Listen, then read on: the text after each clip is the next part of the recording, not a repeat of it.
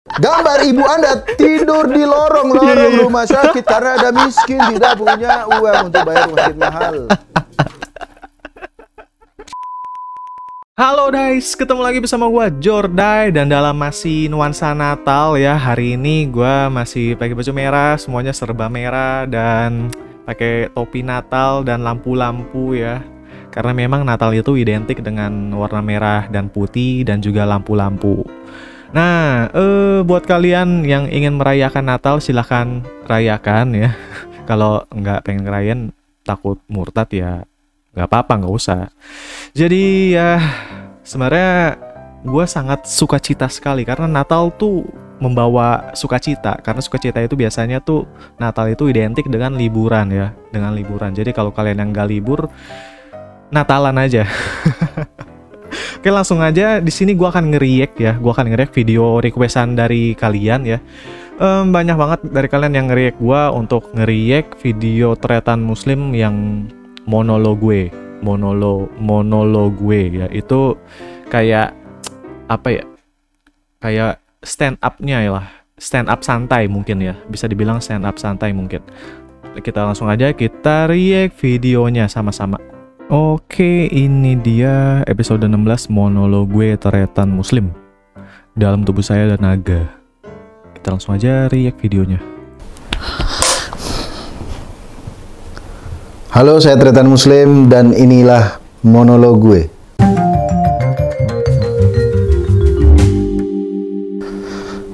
Kalau nggak ada stand up komedi jam segini, saya sedang berada di rumah sakit Dr. Sutomo, mungkin rumah sakit Muhammadiyah, sedang menensi pasien atau ngasih obat ke pasien.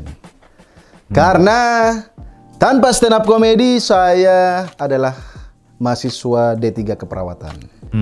Tahun 2009 sampai 2012 saya kuliah keperawatan dan 2012 ketemu stand up komedi, alhamdulillah hidup berubah.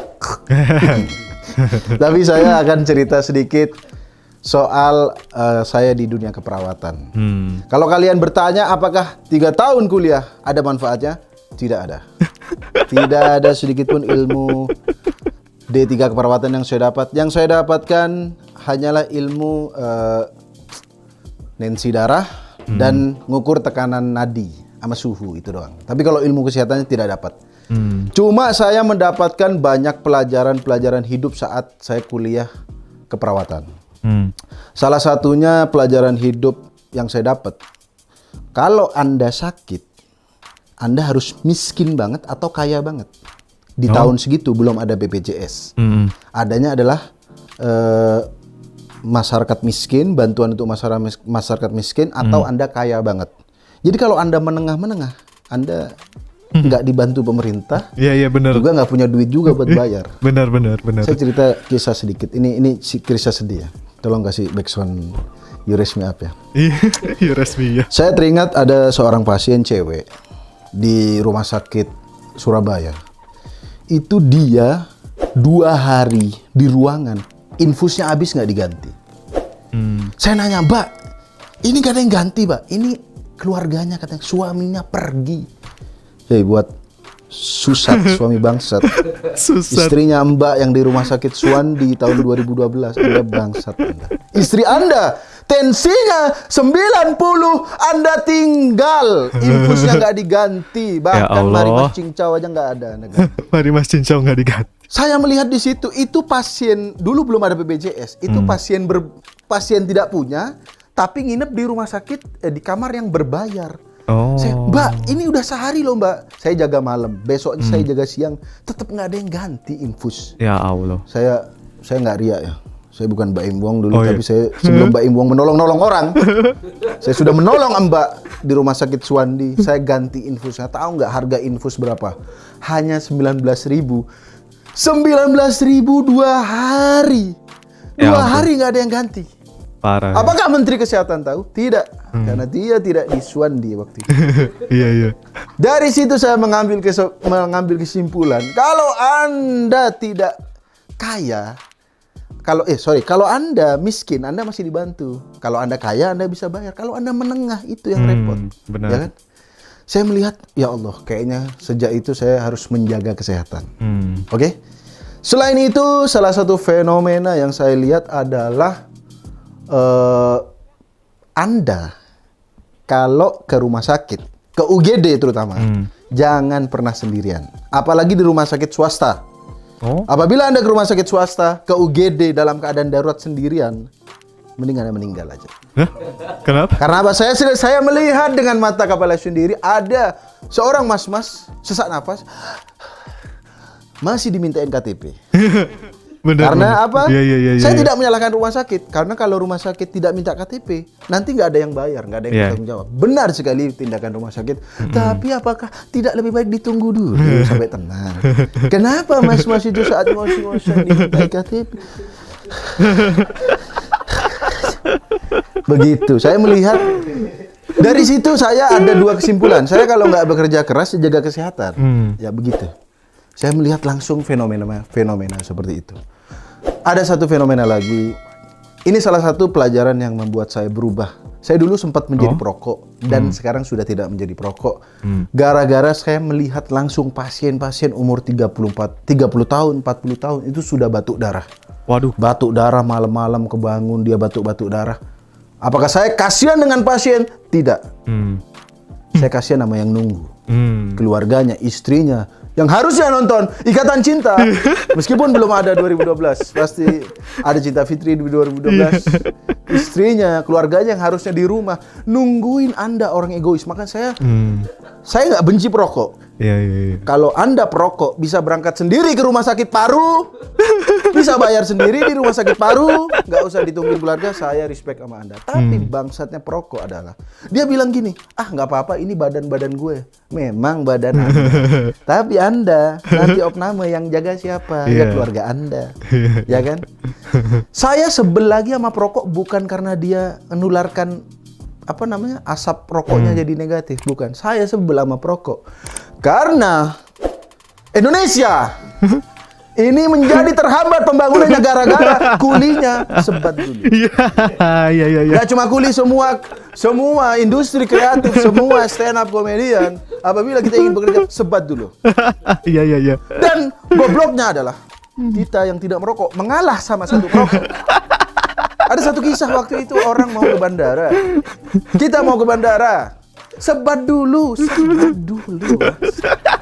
Dan 5 orang tidak merokok bisa ngalah sama satu perokok. Kita tidak mengerti. Ya kan?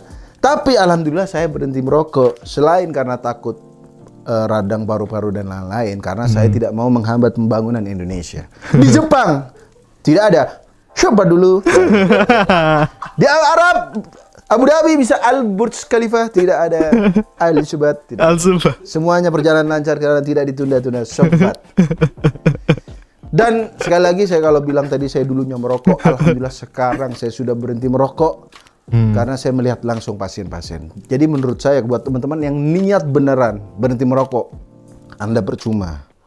Ada paru-paru rusak, apa gambar bibir monyong semua tidak berguna. Kalau Anda memang beneran berhenti merokok, Anda ke rumah sakit paru, Anda lihat pasien-pasien itu. Makanya bungkus rokok jangan gambar paru-paru rusak, tapi gambar istri sedih. Gambar ibu Anda tidur di lorong-lorong rumah sakit karena ada miskin, tidak punya uang untuk bayar rumah sakit mahal.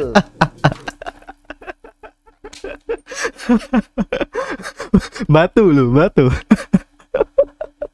Gambar istri sedih, ibu tidur di lorong-lorong. Rokok gambarnya anak kesepian, anak narkoba gara-gara bapaknya mati muda. Iya. Merokok, tapi nggak apa-apa. Tapi saya tidak anti rokok, ya kan? Iya. Karena siapa tahu ada sponsor rokok. Boleh. Selain merokok, selama perawat saya selain tidak merokok, ada satu pelajaran yang saya ambil. Yaitu saat dulu saya merokok, ada teman saya yang suka makan sate usus. Dia bilang, Slim, kamu bahaya lu merokok. Saya bilang, iya bahaya, tapi Anda sate usus. Makan sate usus, sate ampela, memang Anda tidak masuk rumah sakit paru, tapi masuk rumah sakit penyakit dalam. Ya kan? Ginjal Anda jebol, baru limpa jebol. Limpa. Pokoknya setelah limpa jebol. Saya kuliah kesehatan tuh banyak hal yang saya pelajari untuk lebih menjaga kesehatan. Selain saya menjaga kesehatan, saya belajar bahwa orang lucu seperti saya tidak bisa menjadi perawat. Karena apa? Perawat itu nyawa orang di tangan. Suatu kisah, saya udah pernah ceritain ini sebelumnya. Ada bapak-bapak datang. Semester 1 masih belum banyak pengalaman. Tapi waktu itu karena perawat itu D3 itu harus banyak praktek. Adalah satu bapak yang datang. Mas perawatnya bilang, "Dek, suntik." Langsung saya suntik tangannya untuk obat jantung. Jantung tidak sembuh, lengannya benjol. Ini yang saya pelajari dari perawat. Benjol parah. Belajar acting. Ya kan? Saya tidak dapat kesehatan, tapi saya belajar acting tenang meskipun tangan benjol. Seorang bapak tua itu bilang, "Mas, kenapa ini sakit?" Saya bilang, "Reaksi obat." Saya ambil alkohol, saya usap-usap, "Masih sakit." "Saya ingin minum aja nih, Mas." Saya Parah. Parah. Bener-bener. Ternyata musim jadi perawat nyuntik bapak-bapak. Tangannya bengkak. harus berakting. Saya sering salah di rumah sakit, makanya saya tidak menjadi perawat. Salah satu kisah lagi, saya dulu di rumah sakit sering caper. Ada pasien, teman saya kalau masuk ke ruangan-ruangan dia bilang, dia penyuluhan. "Oh, ibu kalau panas gini. Wah, sangat mudah. Saya masuk ingin caper ke seorang ibu yang panas. "Bu, apabila ibu panas banyak minum." Ibunya tidak tersenyum, tidak marah, tapi bertanya, "Mas, kok banyak minum? Kata dokternya nggak boleh." "Saya lupa. Kakinya bengkak. Dia diabetes, bengkak kakinya. Apabila minum, memang dia tidak panas. Kakinya jadi kaki gajah."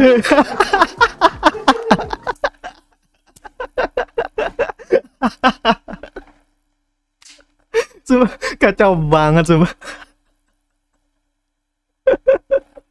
Niat mau penyuluhan, disuruh banyak minum.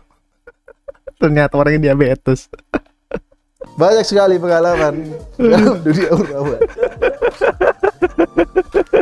Selain saya praktek, dulu saya praktek di klinik anak, klinik ini. Yang salah satu yang menarik adalah praktek di panti jompo, di panti jompo Pandaan. Panti jompo Pandaan, saya melihat orang tua ada yang saya tanya, "Ibu kesini kenapa?" Ya ada yang memang udah nggak dirawat sama anaknya, ada yang nggak ada keluarganya. Ada lagi anak bangsat, orang tuanya ditinggalkan di panti jompo dengan iming-iming diajak liburan. Ya. Parah lu. Sumpah ini kisah nyata. Di Pandaan saya tanya, "Bapak kenapa masuk sini?" "Saya diajak keluarga saya, tapi ditinggal di sini." Ya. Saya mau marah juga. Bapak harusnya curiga juga dong. Kenapa diajak liburan ada perawat-perawat? Dan kenapa liburan bertemu orang-orang tua juga? Harusnya Anda curiga Bapak kakek nenek yang ada di panti jompo Pandaan. Tapi meskipun saya kasihan, tetap keluarganya bangsat. Jangan begitulah. Ya kan? Ditinggalin dia di Ancol.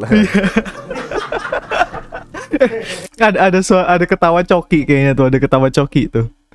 Coba kita dengar lagi, kayak ada ketawa coki. Ditinggalin dia di Ancol. Iya. Suara ketawa coki ya kan? itu. Berapa menit lah? 5 lagi. Baru 10. Itu pengalaman saya di Pandaan. Ada lagi pengalaman saya di rumah sakit jiwa. Ini serius ya, di rumah sakit jiwa.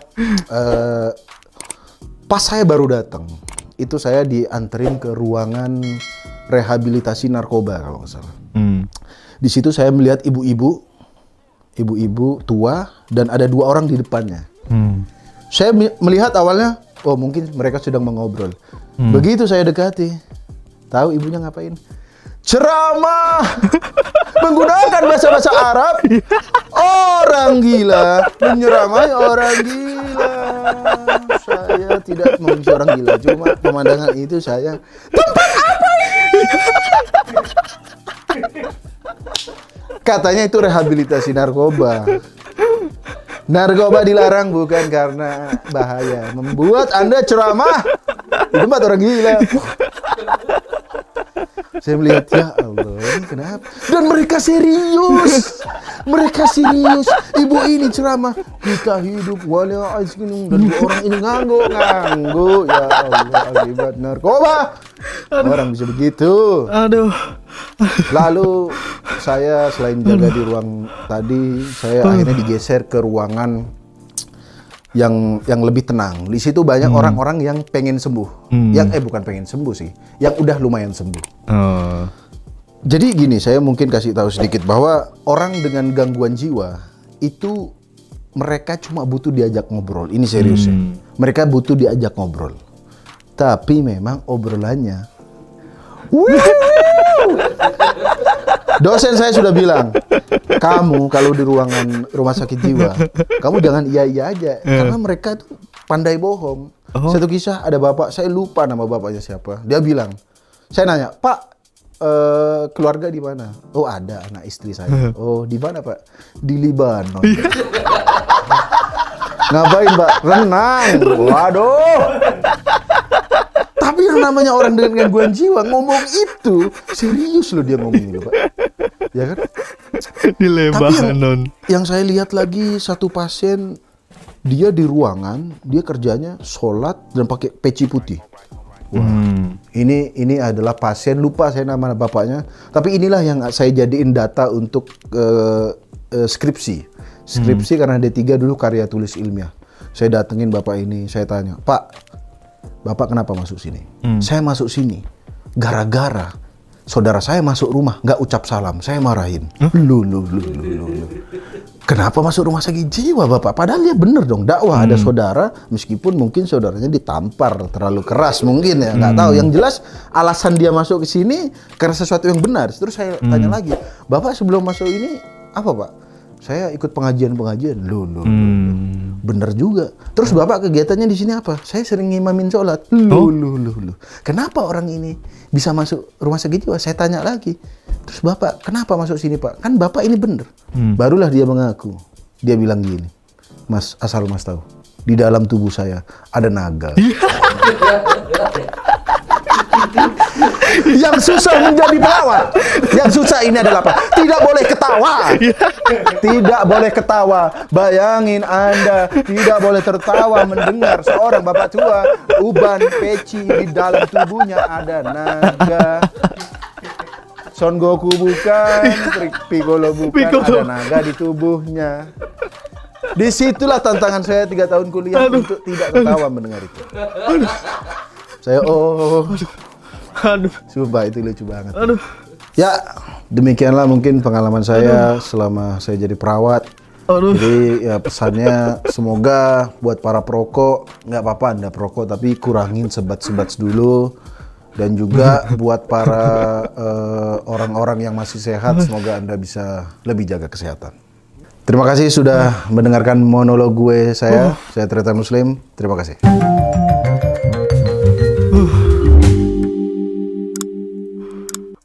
Waduh, parah banget sumpah.